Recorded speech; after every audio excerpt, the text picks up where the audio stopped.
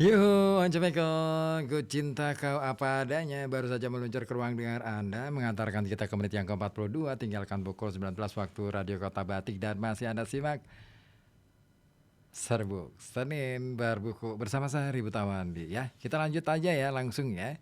Ini juga lagi mau hujan nih. Keburu hujan. Jadi cepat-cepat ya, nanti keburu takutnya basah. Ya enggak lah ya, di studio aman.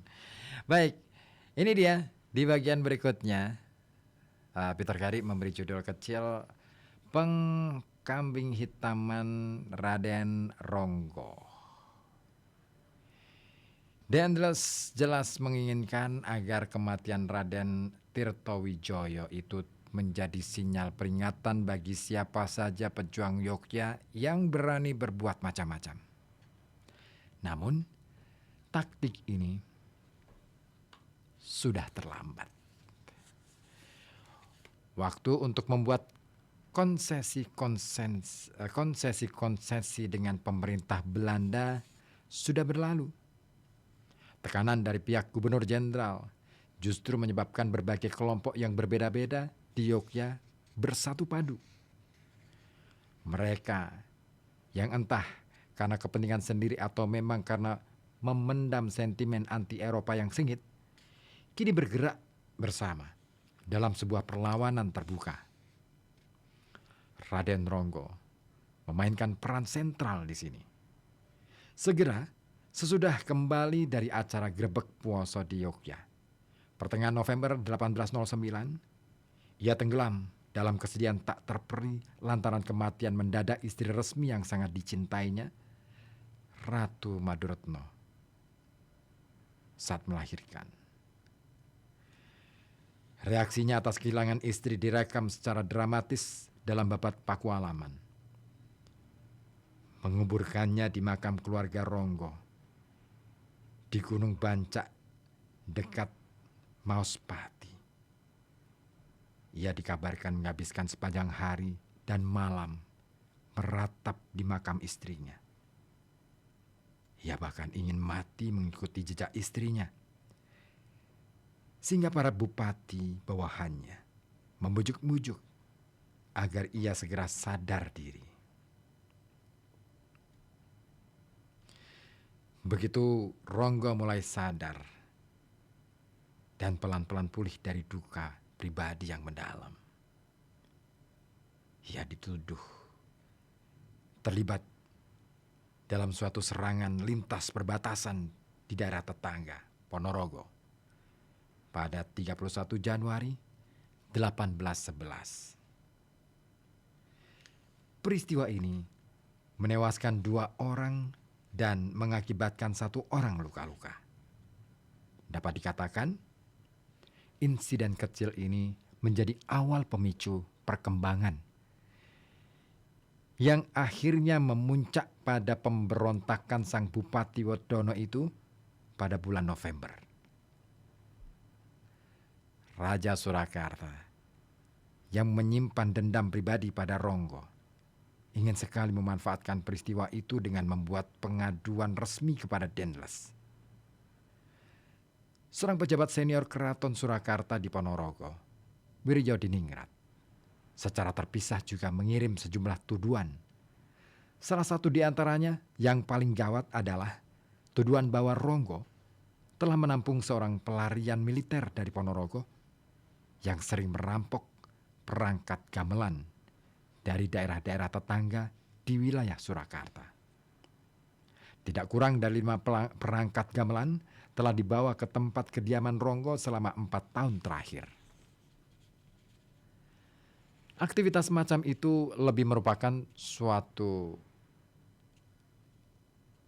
kleptomania budaya, suatu jenis pencurian yang sangat sempurna dan besar-besaran yang dilakukan oleh Inggris nantinya.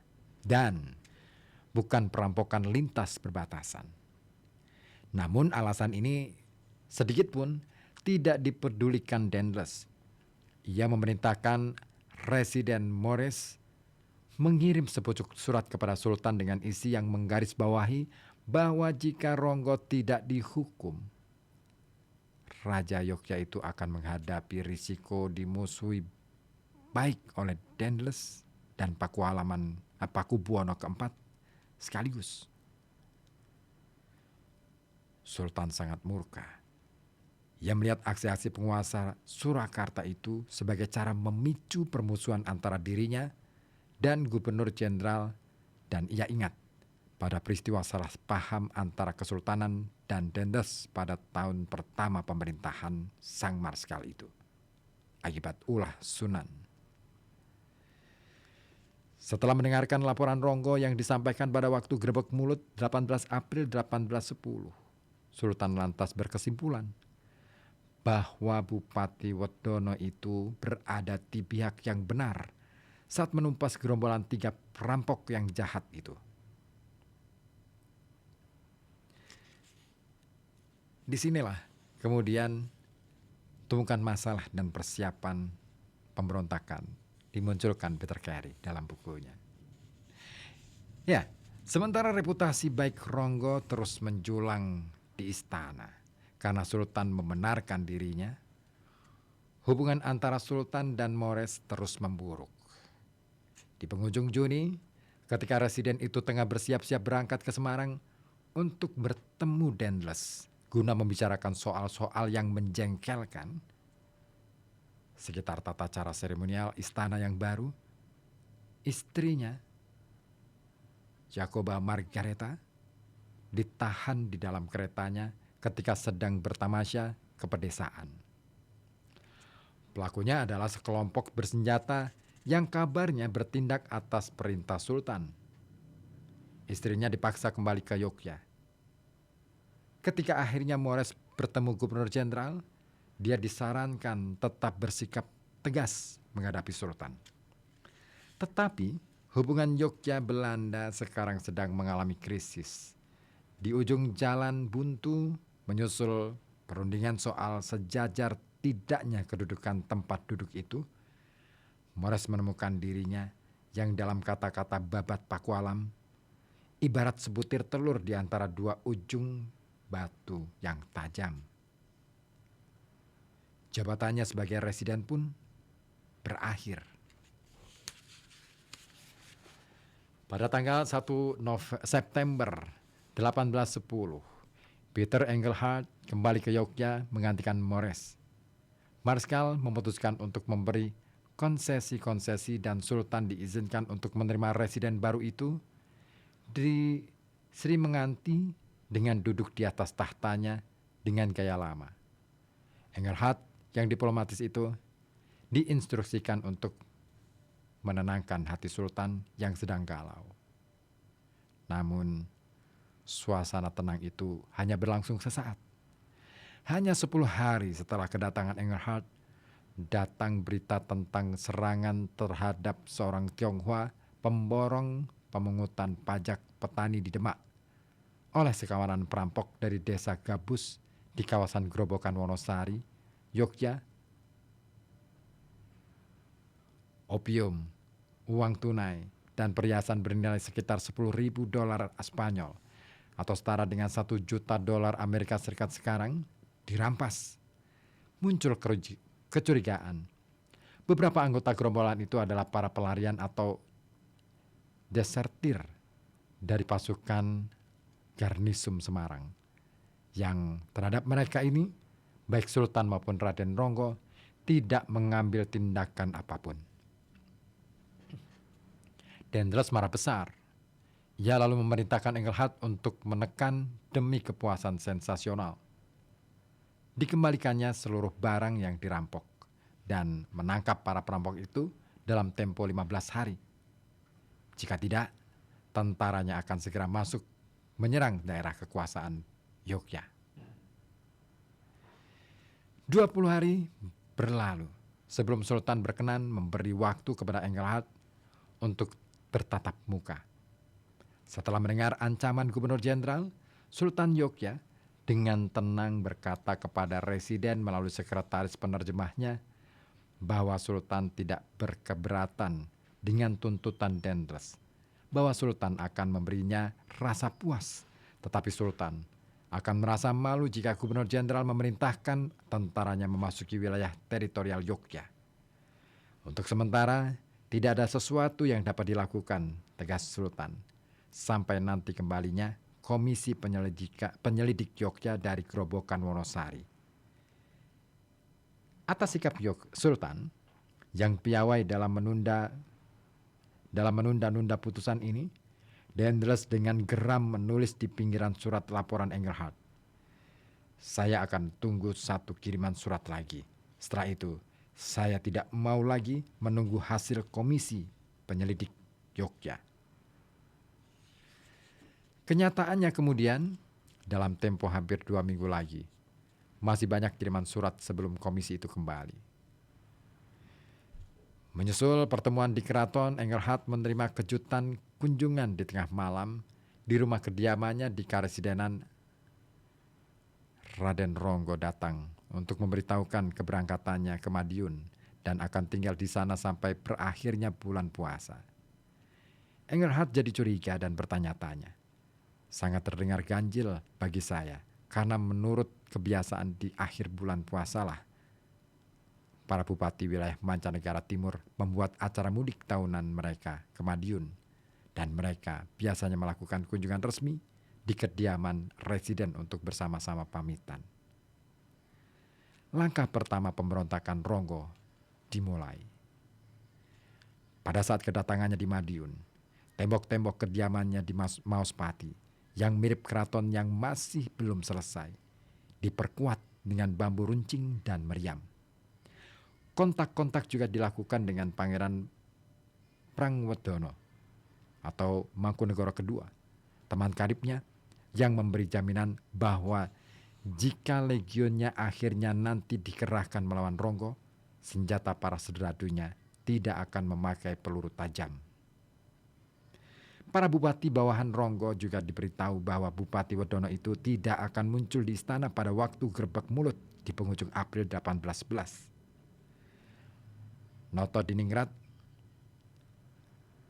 sudah mengingatkan Ronggo bahwa laporan resmi komisi itu mengenai penyerbuannya ke daerah perbatasan Ponorogo akan segera diterima dan akan ada akibat-akibat serius bagi dirinya. Maka bertumpuk-tumpuklah perkara Raden Ronggo, catat di Ponorogo dalam babatnya. Dalam bulan Oktober itu, ketika Bupati Wedono itu tiba untuk terakhir kali di masa damai di tempat kediamannya, Maospati, Sultan menghadapi tidak kurang dari 4 tuntutan terpisah demi menjamin kepuasan pemerintah Eropa sebagai jalan keluar bagi masalah pelanggaran perbatasan. Pada waktu perayaan Grebek Puasa yang jatuh pada tanggal 30 Oktober, ketegangan hubungan antara residen dan Sultan mencapai puncaknya. Saya makin merasakan bahwa Sultan sedang bergegas menuju kejatuhannya, tulis Dendels di belakang surat laporannya yang dikirim Engelhardt sehubungan dengan penghinaan selama perayaan Grebek belum lama berselang.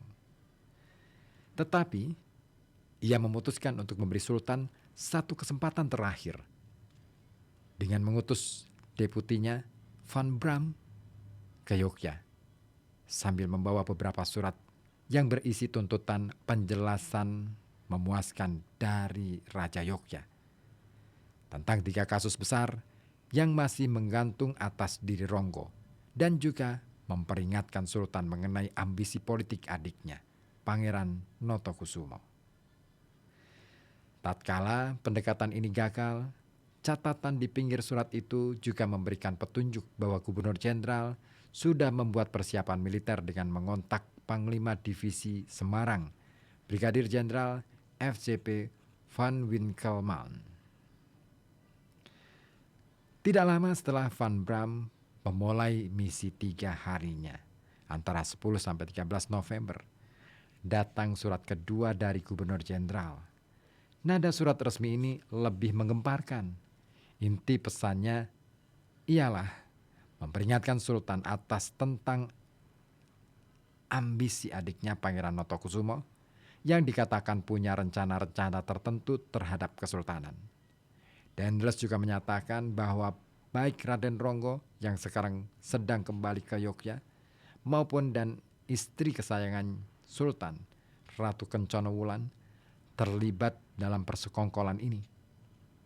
Untuk mendukung tuduhannya, Gubernur Jenderal menyertakan sejumlah ringkasan laporan mengenai ambisi-ambisi Notokusumo dari sejumlah laporan pemerintahan terakhir Residen VOC sebelumnya untuk Yogyakarta.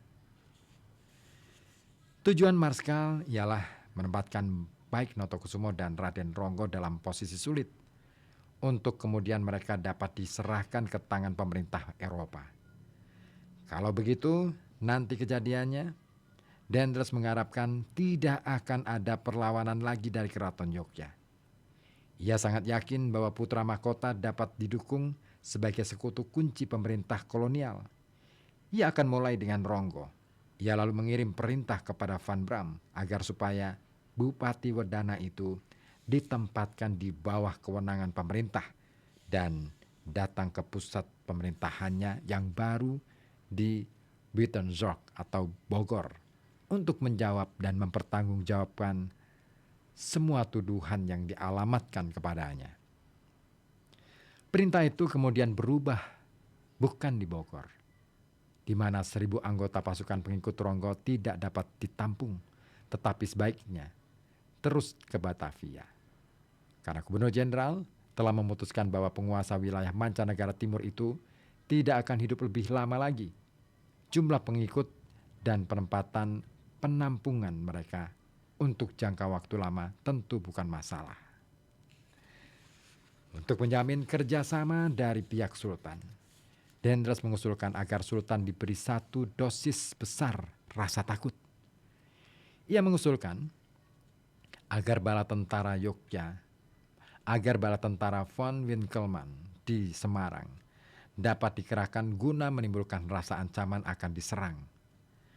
Kabar-kabar burung kemudian disebar dan itu tidak disangkal bahwa 2.000 serdadu Belanda sedang bergerak dan telah mencapai Boyolali. Sultan sendiri sangat yakin bahwa suatu kekuatan militer besar, musuh, sedang bergerak ke selatan. Dengan latar belakang inilah, surat Dendles diterima Sultan pada tanggal 10 November. Tak seorang pun bupati dan pangeran di Yogyakarta dalam Dewan Keraton itu yang menolak keberangkatan Ronggo ke Bogor. Bahkan Ronggo dengan wajah merah dan bengkak menjawab, "Sendika dawuh," ketika keputusan itu diambil. Apakah Sultan sungguh-sungguh terguncang oleh sinyal-sinyal yang dikirim Dendles, atau hanya menganggapnya sekadar masalah manuver gertak sambal politik? Hingga sekarang kita tidak tahu. Kemudian Engelhardt mengatakan bahwa Sultan Yogyakarta telah menjadi orang yang sama sekali lain sekarang ketika membaca surat Marskal yang kedua. Diponegoro di kemudian hari akan mengkritik Sultan dengan pahit karena perubahan sikapnya dengan mengatakan bahwa ketidaktegasan penguasa dan ketidakrelaannya untuk mempertahankan Ronggo telah berakibat langsung pada kehancuran Yogyakarta. Satu tanggal 26 November sekarang sedang dirancang untuk keberangkatan Ronggo dan gamelan keraton yang dimainkan di Sitinggil, menandakan bahwa perbedaan pendapat antara Sultan dan Gubernur Jenderal telah berakhir dengan baik. Ketika Van Bram kembali ke Surakarta pada 14 November, koleganya di Yogyakarta sedang merayakan keberhasilan itu sambil menandatangani surat kepada Panglima Divisi di Semarang agar mengistirahatkan pasukan dengan mengutip 2 pepatah bahasa Latin. Nulla salus bello, pax optima rerum. Tidak ada keselamatan dalam perang. Perdamaian adalah hal yang terbaik. Disinilah kemudian upaya pembersihan Jawa dilakukan. Seperti ditulis pembersihan Jawa yang ternoda dalam bukunya Peter Carey. Pada pukul 03.30 dini hari, 21 November, Engelhardt dibangunkan dari tidurnya dengan kabar bahwa Raden Ronggo telah berangkat dengan 300 pengikutnya ke Madiun. Meskipun ia langsung menulis surat kepada asisten residen di Surakarta, meminta Sunan dan Prangwedono atau Mangkunegara II untuk mencegat rombongan Ronggo, tetapi sudah terlambat. Bupati Wedono itu sudah melewati Delangu. Esok paginya, Sultan mengerahkan pasukan ekspedisi berkekuatan 1.000 orang terlatih, dipimpin oleh iparnya, Raden Tumenggung Purwodipuro, dan mengirim perintah edaran kepada semua bupati mancanegara Yogya untuk ikut bekerja sama memburu Ronggo. Perintah keraton ini dengan tegas menjatuhkan sanksi hukuman mati, yakni dibunuh di tempat bila Raden Ronggo menolak kembali ke Yogya. Perintah ini diikuti oleh perintah lebih lanjut yang mengatakan bahwa sekalipun Ronggo dapat ditangkap hidup-hidup, ia harus segera dibunuh. Sultan tidak ingin dipermalukan bila Ronggo dibawa kembali ke Yogya dalam keadaan hidup, mengingat janji ayahandanya, Sultan Mangkubumi, kepada kakek Ronggo, yakni Ronggo Wirosentiko, panglima perangnya selama perang Giyanti, bahwa ia tidak pernah akan menyakiti atau menumpahkan darah keturunannya, dan jika sampai mereka melakukan pelanggaran, Sultan selalu berkenan mengampuni. Penolakan Sultan untuk menghormati janji leluhurnya ini dalam pandangan Diponegoro menjadi alasan untuk semua kemalangan yang nantinya akan menimpa kesultanan. Ronggo rupanya sudah mempersiapkan gerakannya jauh-jauh hari. Bagaimana ia menggunakan waktunya, sebagaimana sudah kita lihat di Mauspati pada bulan Oktober untuk memperkuat perbentengan di rumah miliknya, menjalin kontak-kontak dengan para bupati bawahannya, dan mengikat suatu perjanjian dengan Prangwedono atau Mangkunegara II. Dalam perjalanannya kembali ke Yogya, ia telah mengumpulkan uang tunai dan pakaian yang diperlukan oleh pasukannya, mendapat pinjaman uang kontan dan perhiasan dari kekayaan Ratu Kencana Wulan, dan pakaian senilai $800 Spanyol ia dapatkan dengan mengutang pada seorang pedagang tekstil Perancis untuk keperluan pengikutnya selama perjalanan ke Bogor. Bersama dengan tunggakan pajak wilayah timur yang belum dibayar oleh Bupati Wedono ini sejak Grebeg Mulut, keberangkatan Ronggo meninggalkan Yogya telah merugikan Sultan dan istri kesayangannya 20.000 ronde real atau sekitar $2 juta Amerika sekarang. 3 hari sebelum keberangkatannya, Ronggo menulis surat yang hampir sama isinya. Ditujukan kepada Noto Diningrat dan Sumo Diningrat yang berisi perihal alasan-alasan kunci dan tujuan pemberontakannya. Berikut kutipannya. Adik Tumenggung Noto Diningrat, saya menyempatkan diri datang kepadamu memberitahukan bahwa sekarang saya ingin berpamitan pergi mengembara untuk menghancurkan mereka yang terus-menerus menipu orang Jawa. Sekalipun mereka melakukan ini atas nama pemerintah Eropa, mereka juga adalah orang Jawa. Lebih-lebih setelah keberangkatan saya, adalah tugasmu menjaga keraton Yogyakarta, sehingga jika nanti saya berhasil mengambil alih daerah-daerah perbentengan Belanda di Yogyakarta dan keraton Surakarta, mereka tentu tidak akan berani lagi mengganggu keraton Yogyakarta. Selain itu, saya sama sekali tidak mau memberontak melawan Yang Mulia Sampean Dalem Sultan kedua, dan tidak akan melangkai berkah raja yang sangat saya dambakan. Bersama dengan berkah para luhur yang adalah ratu prajurit.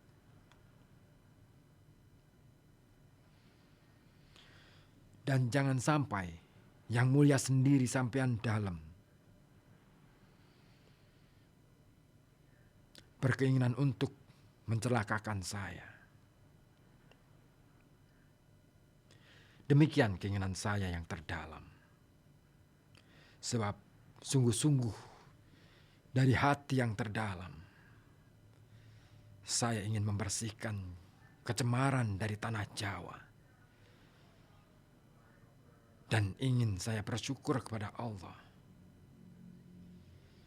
Sekiranya berhasil membawa kebaikan bagi keraton dan kesuksesan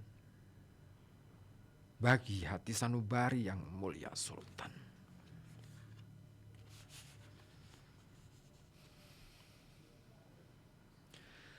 Membersihkan Jawa dari kecemaran dan kekuatan-kekuatan asing menjadi kunci soal di sini. Dan juga soal suatu pemurnian ditujukan kepada orang-orang Jawa yang memihak pemerintah Eropa, dalam hal ini Belanda. Di sini kita dapat mendengar gema dari suara gaib yang didengar di Ponorogo, di Parangkusumo, yang mengingatkan tentang awal runtuhnya tanah Jawa. Namun, dalam hal di Ponorogo, soalnya sedikit sekali, yakni restorasi tata moral selama Perang Jawa dihubungkan dengan ajaran Islam. Ia menolak orang Belanda dan sekutu-sekutunya orang Jawa sebagai kafir dan kafir murtad. Terlepas dari relasi yang luas dengan komunitas-komunitas Islam Jawa di Jawa Timur, tidak ada dalam pemberontakan Ronggo yang membeda-bedakan umat Islam dari orang Eropa kafir dan orang Jawa kafir murtad. Sebaliknya, semangat dari wayang Hindu Jawa dan roh leluhur Sultan Mangkubumi tampaknya melingkupi sepak terjangnya. Seorang bekas residen Belanda mengatakan bahwa Ronggo berhayal menganggap diri titisan Betara Guru, dewa pengayom para dewata dalam dunia pewayangan, dan bahwa Bupati Wedana ini juga mengambil contoh-contoh dari epos Ramayana ketika panglima tentaranya di Madiun di penghujung November diberinya nama Dasamuka, sebuah gelar bagi Rahwana, raja raksasa dari negeri Alengka atau Thailand dalam epik Ramayana. Sangat mirip dengan sosok raja dalam melakon wayang. Ronggo juga mengubah susunan keluarga dan para pengikutnya menyerupai pola hierarki keraton dengan menganugerahkan gelar bangsawan kepada ibunya, para istri, dan kerabat perempuan lainnya. Juga menunjuk putranya, sepupu laki-laki, dan para bupati terkemuka, masing-masing sebagai putra mahkota, menteri pertama atau patih, dan pejabat tinggi atau nayoko di Maospati. Para tukang pembuat payung lambang kerajaan di Madiun dipaksa bekerja lembur untuk membuat tanda-tanda kebesaran, warna emas penuh untuk raja baru, warna hijau dengan pita emas untuk deputi-deputinya, dan biru untuk para pejabat daerah yang mendukung perjuangannya. Maospati lalu dengan cepat menjadi keraton alternatif. Guna mendapatkan bayang-bayang kewibawaan Sultan pertama, Ronggo menggunakan ungkapan berkah para leluhur yang merupakan Ratu Pinajurit.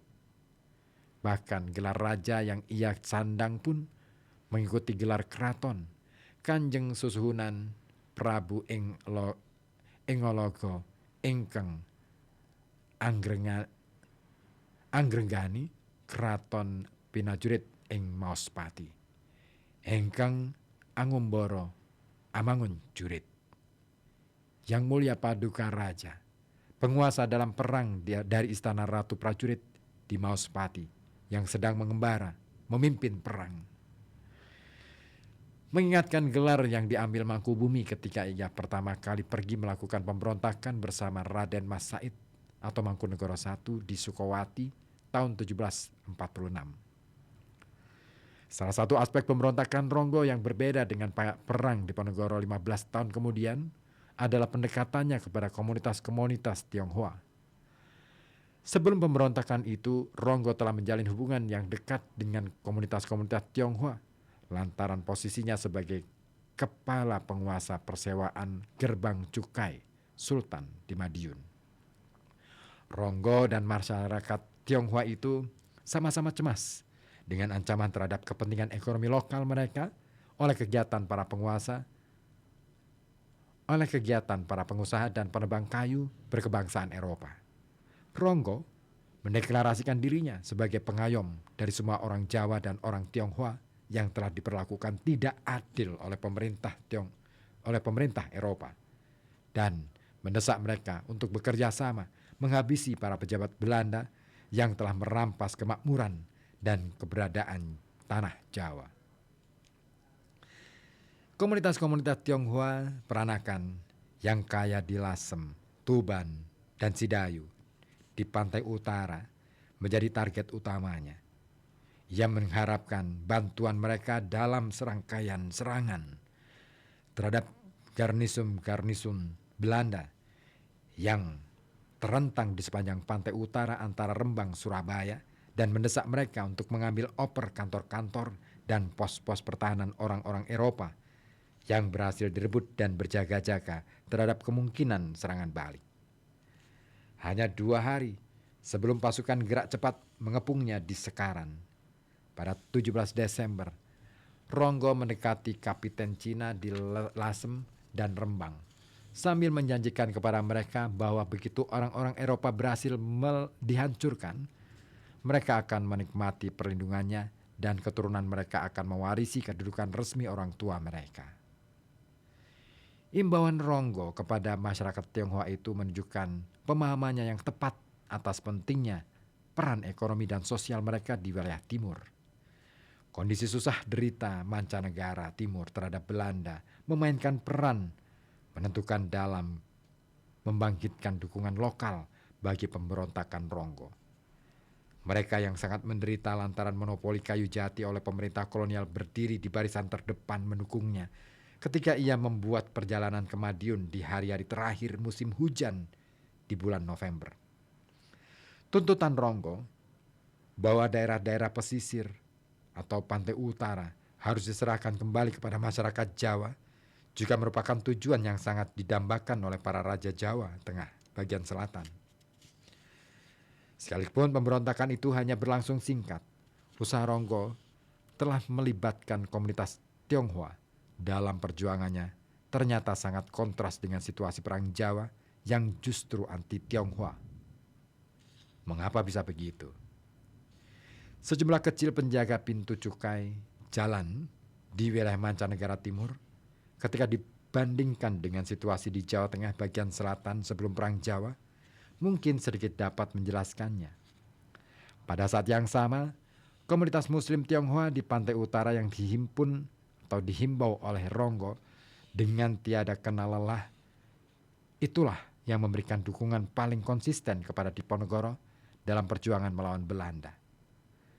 Setelah 1816, penindasan dalam kebijakan fiskal keuangan oleh Belanda melalui pajak ladang opium, pajak pasar, dan gerbang cukai jalan mengubah sikap orang Jawa lokal terhadap orang Tionghoa di Jawa Tengah bagian selatan. Perang orang Tionghoa sebagai individu yang muncul di publik sebagai pihak yang memungut pajak-pajak yang memberatkan itu dalam dekade sebelum Perang Jawa membangkitkan kebencian penduduk setempat. Hubungan kawin campur dengan keturunan Tionghoa biasanya tidak pernah ada masalah, namun kemudian dilihat sebagai membawa nasib sial saja di masa perang.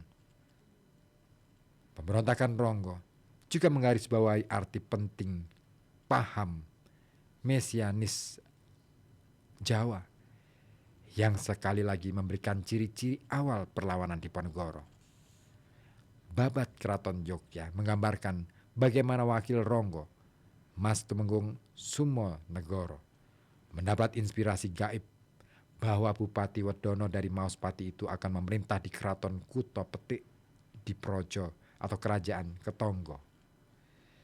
Kita tahu dari sumber-sumber lain bahwa Kuto Petik merupakan nama lain dari Maospati, tempat yang dipilih para ahli nujum atau ahli ilmu perbintangannya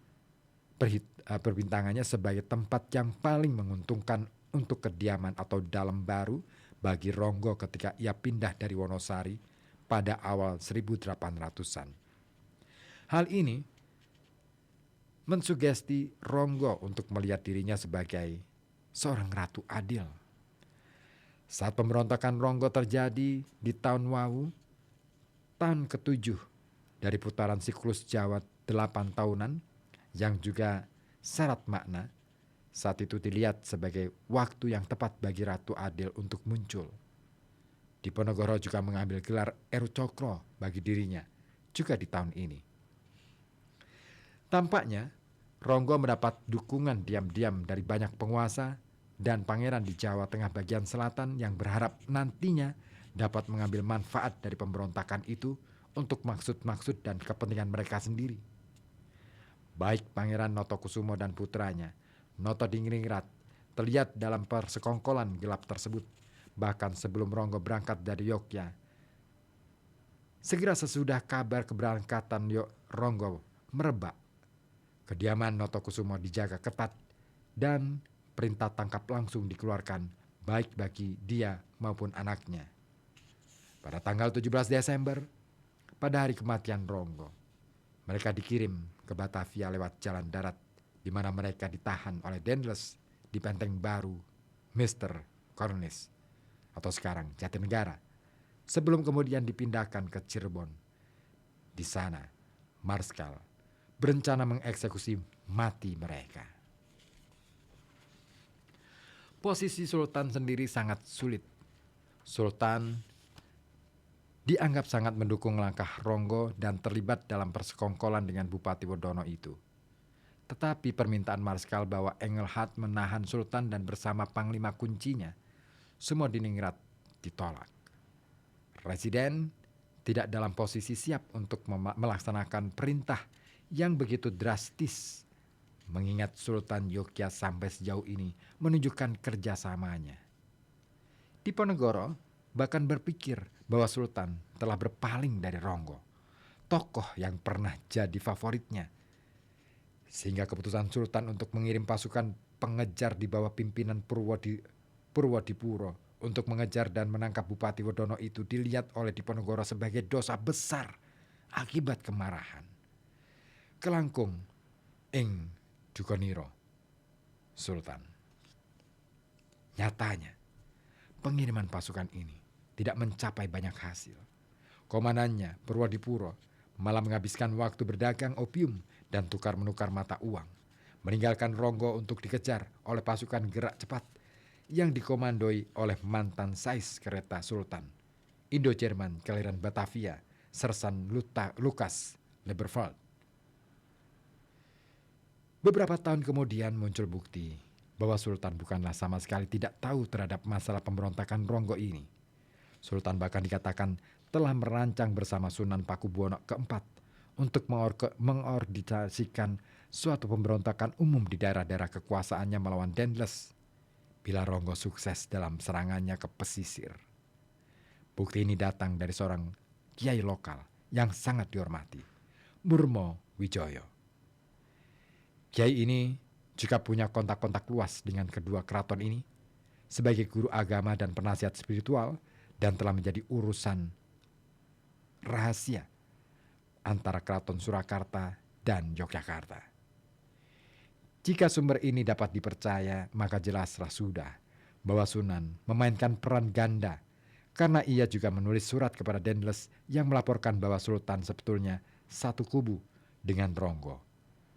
Koalisi besar para penguasa Jawa Tengah bagian selatan ini akan terulang lagi pada bulan Oktober 1811 sampai Mei 1812 ketika keraton-keraton terlibat dalam korespondensi rahasia untuk berkorespondensi dan mengatur perlawanan melawan Inggris. Akan tetapi, pemberontakan Ronggo tidak memberi kesempatan ruang kerja sama Solo Yogyakarta. Dendles bergerak sangat cepat dan tegas untuk memadamkan pemberontakan dengan mengerahkan 3.000 infanteri ke Semarang pada 2 Desember dengan 2 skuadron kavaleri dan 2 kompi artileri yang ditarik dengan kuda yang tiba 4 hari kemudian. Gubernur Jenderal menyusul mereka lewat laut dan tiba di Semarang pada 10 Desember. Sementara itu, Ronggo terus dikejar tanpa henti. Setelah keberangkatannya dari Yogyakarta di tengah malam tanggal 20-21 November, ia meneruskan perjalanan di tengah hujan lebat menuju kediamannya di Mauspati. Sambil bertempur habis-habisan dalam perjalanan itu di Magetan. Pada tanggal 27 November, ketika komandan pasukannya dan Dasamuka dilaporkan terbunuh, tiba di Mauspati sehari berikutnya, mencoba menarik para bupati mancanegara di pihaknya, tapi hanya Mas Tumenggung Sumonegoro dari Padangan, sekutu dan kawan lamanya yang mendukungnya. Setelah mengurungkan niatnya untuk menyerang Ponorogo, Ronggo memutuskan untuk pergi ke pasisir. Di situ ia mengharapkan dukungan dari komunitas-komunitas Tionghoa di Lasem, Tuban, dan Sidayu. Namun, dukungan itu tidak terjadi. Dalam pertempuran penghabisan pagi hari, tanggal 17 Desember, di tepi Bengawan Solo, hampir semua tentara Ronggo perlahan-lahan lari masuk hutan, menyisakan hanya wakilnya, Sumonegoro, patihnya, Mas Ngabei, Puspo Diwiryo, dan pembawa payung dan panji-panji mereka di medan tempur. Setelah saling tembak-menembak beberapa kali, seorang bupati Yogyakarta yang berada di pasukan Laberfeld bertanya apa yang Ronggo inginkan. Bupati Wedono itu menjawab, ia tidak ingin menyusahkan orang Jawa, tetapi ingin membunuh siapa saja yang menjadi beban bagi orang Jawa dan orang Tionghoa di mancanegara. Begitu saya mengucapkan itu, ia pun meloncat turun dari kuda dan menyerang dengan tombaknya. Bupati itu berhasil melukainya di dada lewat tusukan balasan. Laberfeld kemudian memerintahkan serdadu infanterinya untuk bergerak dan menghabisinya. Nasib serupa juga dialami wakil Ronggo, Sumonegoro. Jenazah keduanya kemudian dimandikan di Bengawan Solo, dibungkus kain putih, dan kemudian dibawa ke Yogyakarta. Begitu dua jenazah itu tiba di ibu kota kerajaan, 21 Desember, Sultan memerintahkan jenazah itu digantung dalam keranda terbuka di persimpangan Pangurakan dekat Gardu di alun-alun utara, di mana biasanya jasad para kriminal dipertontonkan kepada publik.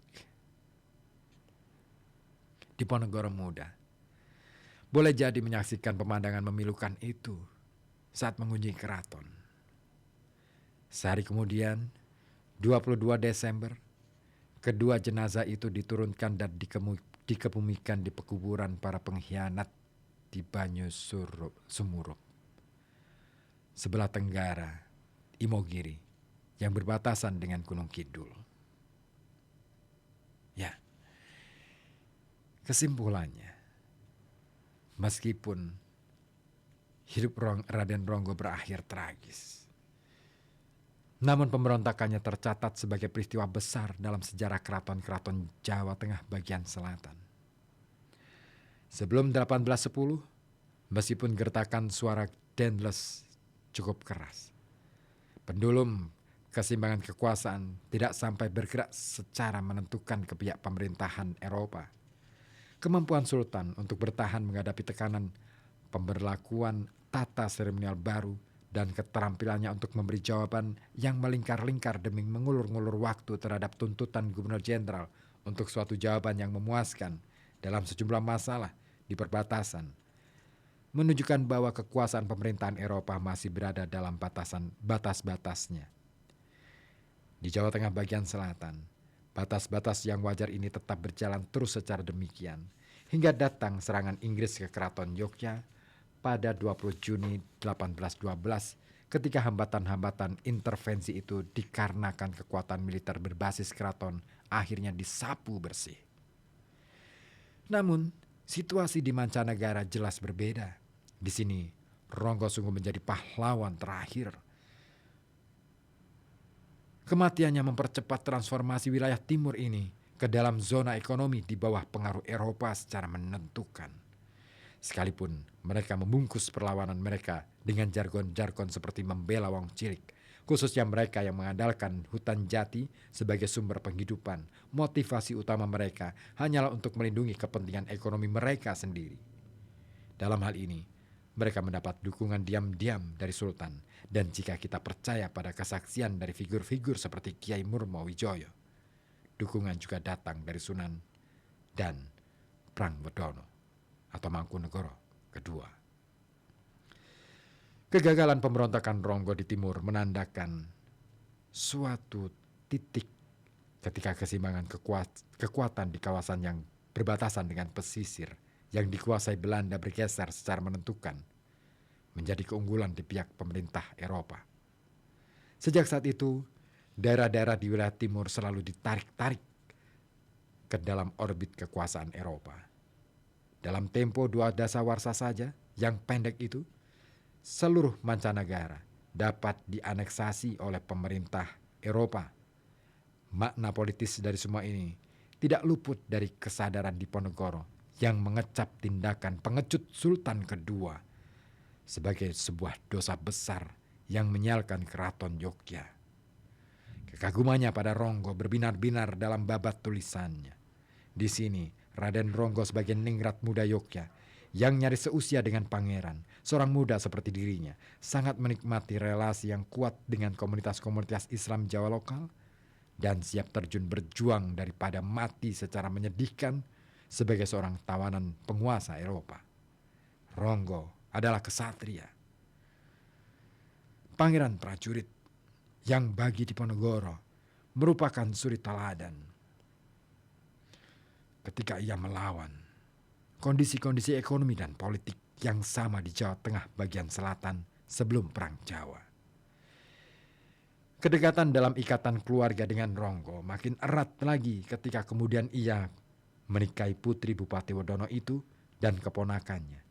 Dan dukungan dari putra almarhum yang masih remaja, Sentot. Jadi, tidak mengherankan bahwa Diponegoro melihat Ronggo sebagai pahlawan terakhir Kesultanan Yogyakarta yang sebenarnya harus dilindungi berkat janji yang diberi Sultan Mangkubumi kepada Eyang Ronggo, Wiro Sentiko, untuk selalu membela keturunannya.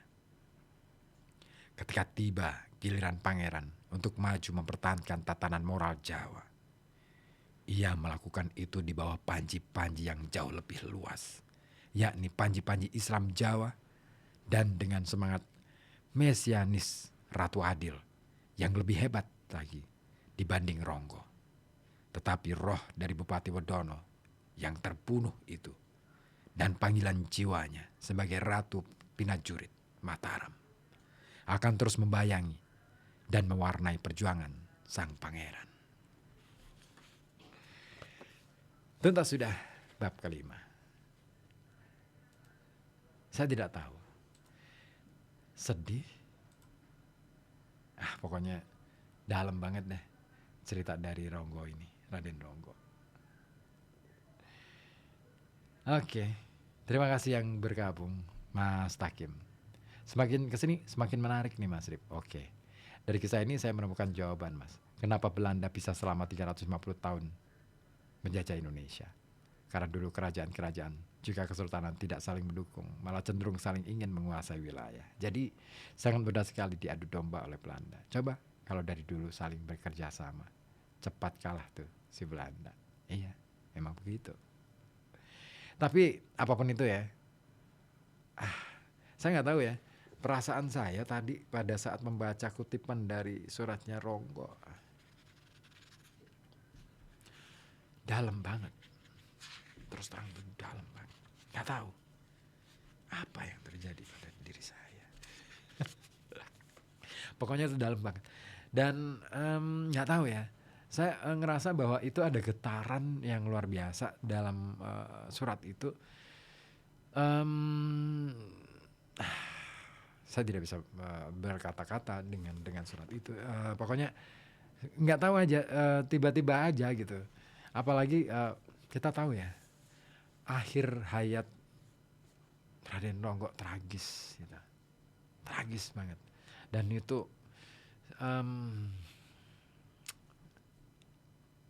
kondisi sekarang ini gimana sih gitu loh. Sebel banget ya. Oke, terima kasih Pak Abbas di Comal. Sangat menginspirasi sekali Raden Nonggo. Betul Mas Hakim. Oke deh. Oke deh. Ini kalau dilanjut saya berderai-derai nih air mata. Nggak tahu, ngerasa ada getaran aja. Saya nggak ngerti ya, bagaimana dengan Anda yang ada di rumah yang ikut nyimak pembacaan tadi ya. Apa yang Anda rasakan? Saya ngerasa banget dalam-dalam banget tuh. eh, di bagian surat itu sakit gitu loh. Rasanya sakit banget. Nggak tahu. Apakah juga Anda merasakan itu gitu? Bagaimana seorang yang berusaha berjuang untuk kedaulatan negerinya ditikam sendiri? Gimana sih rasanya? Mencintai tanpa syarat, tapi dibunuh oleh orang yang mestinya mencintai. Itu sakit banget. Oke deh. Oke, Mas Takim, terima kasih. Yang berjuang untuk Jawa malah ditikam oleh orang sendiri. Ya begitulah. Tapi itulah inspirasi. Kadangkala orang harus merelakan diri untuk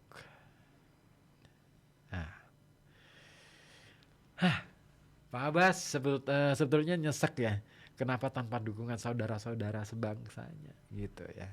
Ya itulah, lagi-lagi kepentingan dunia sudah membuat orang bisa merasa bahwa dirinya paling, dan itulah yang membuat kita kadang kala lena. Oke. Ini kalau dilanjut-lanjut lagi makin makin sedih nih aku. Aduh, ya ampun. Ya begitulah pokoknya deh ya. Kita lanjutkan minggu depan aja ya. Terima kasih Mas Hakim, Pak Abbas atas atensinya dan um, oke deh, saya bacakan lagi ini. Banyak WA tambahan nih. Dan sampai sekarang yang berjuang untuk bangsa sendiri masih dimusuhi oleh orang-orang kita sendiri. Iya. Jadi merinding nih Mas. Oke, Pak Abbas di Comal. Thank you, thank you. Kita jumpa minggu depan ya. Lanjut untuk bab ke-6 dan berikutnya. Serbu Senin berbuku penuh inspirasi malam hari ini. Terlalu cinta.